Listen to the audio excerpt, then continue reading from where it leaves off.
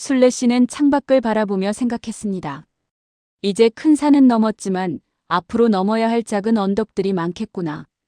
그래도 두렵지는 않았습니다. 이제는 혼자가 아니었으니까요. 아들, 며느리, 손자, 그리고 술래 씨. 우리가 똘똘 뭉쳐 있으니까요. 비 온 뒤에 땅이 굳는다는 말처럼 이번 사건을 겪으며 진짜 한 팀이 된 것 같았습니다. 5장. 진짜 가족 칠순의 두 번째 봄. 여러분, 이제 이 긴 이야기의 마지막 장을 펼칠 시간이 됐습니다. 분노에서 시작된 이야기가 눈물을 지나 드디어 따뜻한 봄날로 마무리되는 그 감동적인 결말을 함께 들어보시겠어요? 그 모진 풍파가 지나가고 어느덧 계절이 두 번이나 바뀌었습니다. 뜨거웠던 여름이 지나고 낙엽지는 가을을 넘어 다시 입김이 호호 나오는 겨울이 찾아왔어요. 그 사이 아들 민준에게 무슨 일이 또 있었냐고요? 사실 있었습니다. 어느 새벽 술래 씨가 잠에서 깨 거실로 나왔는데 베란다 쪽에서 아들 목소리가 들려왔어요. 네, 팀장님. 확실한 거죠? 이번에 들어가면 원금의 200%는 기본이라면서요? 제가 어떻게든 자금 마련해 보겠습니다. 200% 자금 마련. 듣자마자 감이 딱 오더라고요. 이 녀석이 지금 한 방을 노리고 있구나. 회사 업무는 무슨 딱 봐도 코인이나 주식 리딩방 사기꾼들한테 낚인 게 분명했습니다. 다음 날 아침 아들을 식탁에 앉혔습니다. 대규야, 너 혹시 빚내서 투기하려고 그러냐? 아들은 억울하다는 듯 항변했습니다.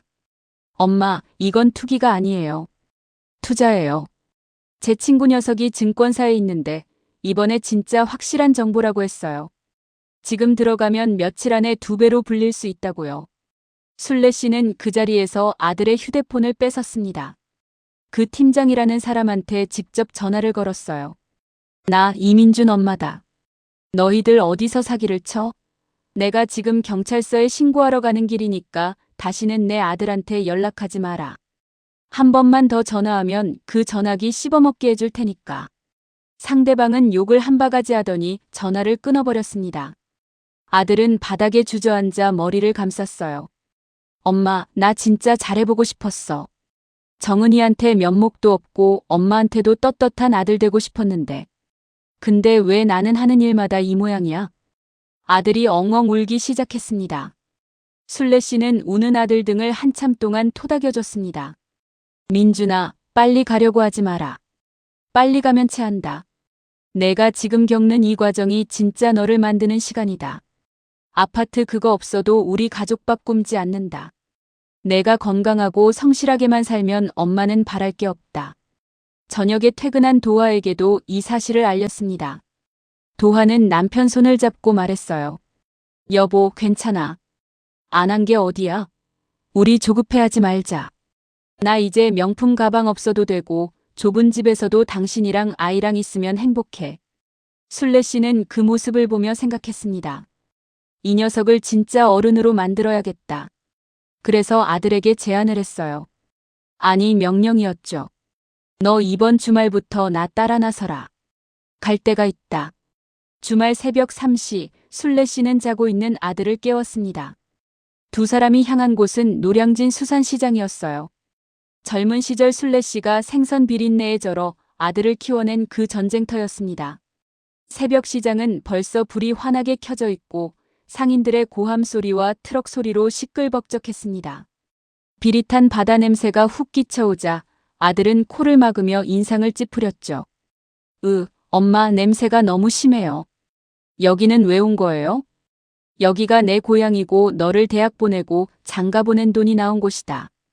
오늘부터 주말마다 여기서 일해라. 술래 씨의 오랜 친구 박 씨 아줌마 가게로 아들을 데려갔습니다. 얼음이 가득 든 생선 상자는 어마어마하게 무거웠죠. 평생 팬데만 굴리던 녀석이 그걸 제대로 들 리가 있나요? 몇 번 나르지도 못하고 헉헉거리며 주저앉더라고요. 그렇게 한 달이 지났습니다. 처음에는 도망치고 싶어 하던 아들도 이제는 제법 익숙해져서 상자도 척 나르고 고등어 싱싱합니다. 하고 소리도 칠 줄 알게 됐어요. 어느 날 오후 도화가 도시락을 싸들고 시장에 찾아왔습니다. 남편이 고생하는 게 안쓰러웠는지 김밥이랑 과일을 챙겨온 거였어요. 둘이 시장 한 구석에 앉아 김밥을 나눠 먹는 모습을 멀리서 지켜보는데 그 풍경이 그렇게 예쁠 수가 없더라고요. 박씨 아줌마가 순례 씨 옆으로 와서 툭 치며 말했습니다. 순례야, 너 자식 농사 이제 다 지었네. 아들놈 눈빛이 달라졌어. 처음엔 도끼만 가득하더니 이젠 제법 사람 냄새가 난다. 그날 아들은 일당으로 받은 15만 원을 봉투째 순례 씨에게 가져왔습니다. 엄마, 이거 제가 처음으로 몸써서 번 돈이에요. 엄마 용돈 하세요. 그리고 엄마, 그동안 죄송했어요.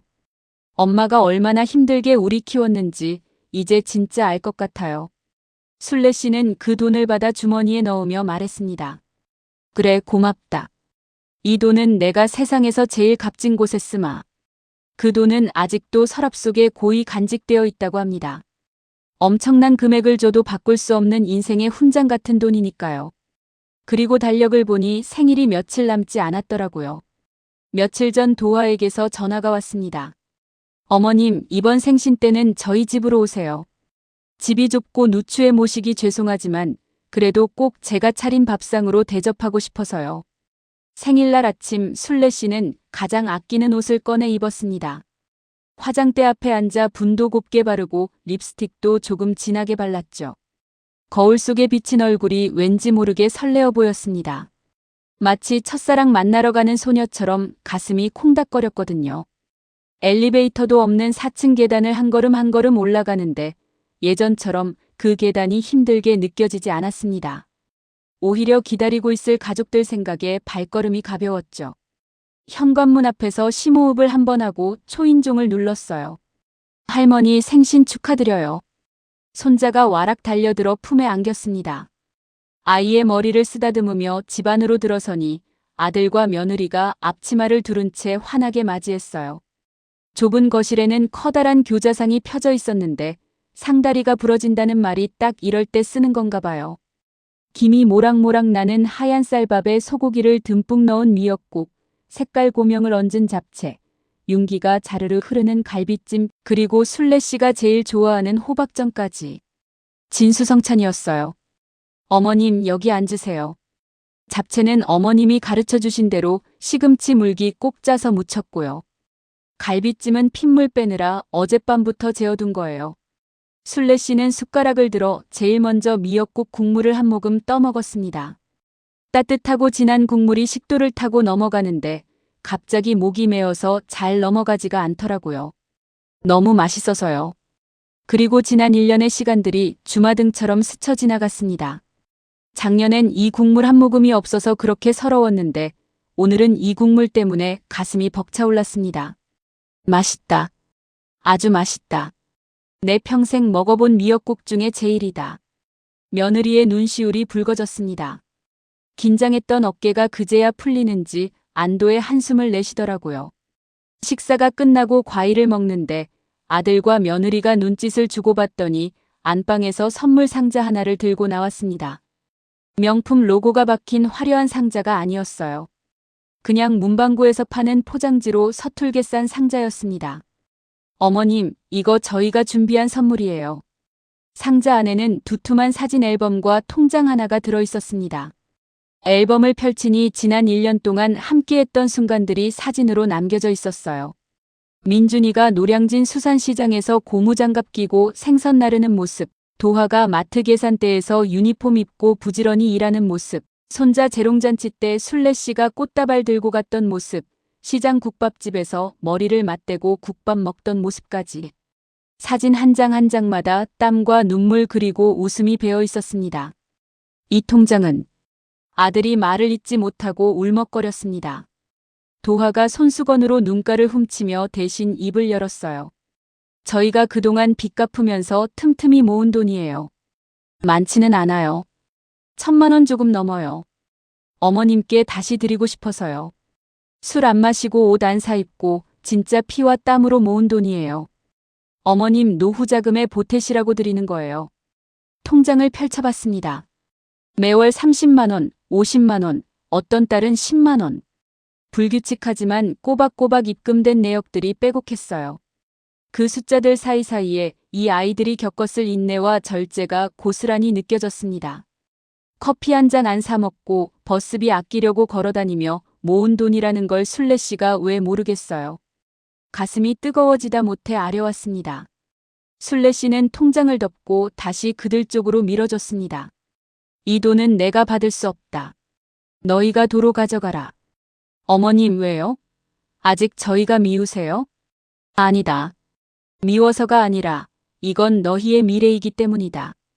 이 돈이 어떤 돈인지 내가 아는데 어떻게 쓰냐? 이 돈은 너희가 나중에 진짜 내 집 마련할 때 종잣돈으로 써라. 나는 너희가 이렇게 사람 구실하고 남한테 손 안 벌리고 성실하게 사는 것만으로도 이미 선물 다 받았다. 그게 나한테는 수억 원보다 더 값진 선물이다. 도화가 참았던 눈물을 터뜨렸습니다. 순례 씨는 품 안주머니에서 미리 준비해온 누런 서류 봉투를 꺼내 식탁 위에 올렸습니다. 그리고 이건 내 선물이다. 오늘 주려고 가져왔다. 아들이 봉투를 열어보더니 눈이 휘둥그레졌습니다. 손까지 떨더라고요. 엄마, 이건 유언장 아니에요? 공증까지 다 받으신 거예요? 그래. 내가 죽고 나면 내 재산을 어떻게 할지 변호사 만나서 싹 다 정리해 둔 거다. 잘 들어라. 내 재산의 절반은 사회에 환원할 거다. 내가 시장 바닥에서 장사할 때 도와줬던 고아원하고 혼자 사는 노인들 돕는 재단에 기부할 생각이다. 빈손으로 왔으니 갈 때도 나누고 가야지. 아들과 며느리는 잠시 놀란 표정이었지만 이내 서로를 쳐다보더니 고개를 끄덕였습니다. 실망하는 기색은 전혀 없었습니다. 어머님 정말 훌륭한 생각이세요. 저희도 어머님 뜻 따르겠습니다. 그리고 나머지 절반은 신탁에 맡겨뒀다. 너희가 한꺼번에 큰돈을 만지면 또 예전처럼 헛바람 들고 게을러질까봐 그런다. 매달 생활비에 보탤 만큼 연금처럼 나오게 해뒀으니 너희가 늙어 죽을 때까지 밥 굶을 일은 없을 거다. 그리고 우리 손주 대학비랑 유학비까지는 전액 지원되게 해놨으니 교육비 걱정은 하지 마라. 설명이 끝나자 방 안에는 잠시 정적이 흘렀습니다. 그리고 곧이어 아들과 며느리가 자리에서 일어나 두 무릎을 꿇더니 순례 씨에게 큰 절을 올렸어요. 어머님 감사합니다. 돈 때문이 아니라 어머님의 그 깊은 뜻을 이제 알 것 같아요. 저희가 진짜 잘 살게요. 어머님 부끄럽지 않게 그리고 아이에게도 부끄럽지 않은 부모로 성실하게 살게요. 바닥에 엎드린 아들의 등이 들썩거렸습니다. 순례 씨는 자리에서 일어나 아들과 며느리의 어깨를 감싸 안았습니다. 그래, 그거면 됐다. 이제 일어나라. 우리 웃으면서 과일이나 먹자. 서로를 부둥켜 안고 한참을 울고 웃었습니다. 창밖에는 한방눈이 펑펑 내리고 있었지만 보일러도 제대로 안 돌아가는 그 좁은 방 안은 훈훈한 온기로 가득 찼습니다. 그 온기는 보일러가 아니라 사람의 체온, 가족의 사랑이 만들어낸 것이었습니다. 그날 밤 집에 돌아와 침대에 누웠는데 도통 잠이 오지 않더라고요. 걱정이 있어서가 아니라 너무 행복해서요. 1년 전 분노와 배신감으로 치를 떨며 밤을 지새웠던 것과는 정반대의 행복한 불면증이었습니다. 침대 머리에 걸린 남편 사진을 보며 조용히 속삭였습니다. 여보, 보고 있어요? 나 오늘 진짜 잘한 것 같죠? 우리 민준이 이제 진짜 가장이 됐어요. 그리고 도화도 이제 내 딸이 다 됐고요. 사진 속 남편이 빙그레 웃으며 잘했다, 순례야. 고생했다 하고 고개를 끄덕이는 것만 같았습니다. 이제 순례 씨의 이야기는 여기서 끝입니다. 아니, 끝이 아니라 새로운 시작이겠죠. 아들 내외는 여전히 좁은 빌라에 살고 매일 아침 10,000원 버스를 타고 출근합니다. 하지만 그들의 얼굴에는 더 이상 불만이나 짜증이 없어요. 웃음소리는 그 어느 때보다 크고 서로를 바라보는 눈빛은 따뜻합니다. 순례 씨도 여전히 혼자 살지만 더 이상 외롭지 않아요. 주말이면 시끌벅적하게 찾아올 가족들이 있고 평일에도 수시로 안부 전화를 걸어오는 며느리가 있으니까요. 살아보니까 돈이 많다고 무조건 행복한 것도 아니고 없다고 해서 무조건 불행한 것도 아니더라고요. 중요한 건 서로를 진심으로 위하는 마음, 그리고 어려움이 닥쳤을 때 도망가지 않고 손을 꽉 잡아줄 수 있는 용기. 그게 진짜 행복의 조건이 아닐까요? 순례 씨는 70이 넘어서야, 그리고 그 큰 사단을 겪고 나서야 비로소 그걸 깨달았다고 합니다. 너무 늦지 않게 깨달아서 천만다행이라고요. 내일은 며느리랑 시장에 가서 김장거리를 살 거래요. 도화가 이제 수육도 삶을 줄 안다며 어찌나 자랑을 하던지 순례 씨가 직접 맛을 좀 봐줘야겠다고 했습니다.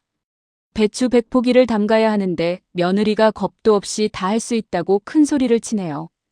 오늘 저녁엔 갓 담근 김치 쭉 찢어서 따끈한 수육 한 점 싸 먹으면서 또 밤새도록 수다를 떨 거랍니다. 생각만 해도 군침이 돌고 신이 난다고요. 그렇습니다. 칠순의 반란은 결국 칠순의 사랑으로 끝났습니다.